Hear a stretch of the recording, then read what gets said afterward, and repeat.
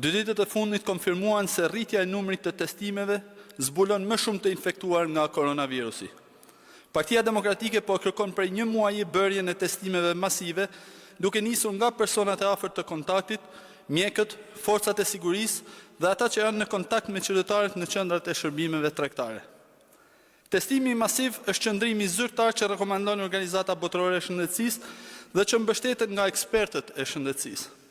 Testimi masiv na jep mundësinë të gjurmojmë rastet e dyshuara, të izolojmë virusin, ta trajtojmë në kohë dhe të shpëtojmë jetë. Cili është qëndrimi i qeverisë? Për fat keq, qeveria bën sikur nuk dëgjon. Edi Rama dhe ministri e tij e shëndetësisë nuk lënë rast pa dalë në televizor, por nuk kanë thënë asnjë fjalë se sa teste kemi në dispozicion. Ne sot dim sa teste ka në dispozicion Kosova, sa ka Maqedonia e Veriut, sa kanë vendet e tjera të rajonit. Dim me saktësi edhe të dhënat për vendet e zhvilluara, por nuk dim sa kapacitete testuese dhe sa teste ka Shqipëria. Në vend që ky informacion të jepej që në fillim dhe të përditësohet çdo ditë, ai po trajtohet si sekret shtetëror. Çfarë sheh qeveria? Pse nuk tregohet numri në dispozicion i testeve dhe pajisjeve që bëjnë të mundur zbulimin e virusit? A ka një strategji qeveria që me numrin e ulët të testimeve të mbajë artificialisht të ulët edhe numrin e qytetarëve të prekur nga virusi? Nëse me numrin e ulët të testimeve po synohet fshehja e numrit real të personave të prekur, ky është një akt gjaftoft kriminal. Nuk është koha që Edi Rama të përdor jetën dhe shëndetin e shqiptarëve për politikë dhe as për eksperiment.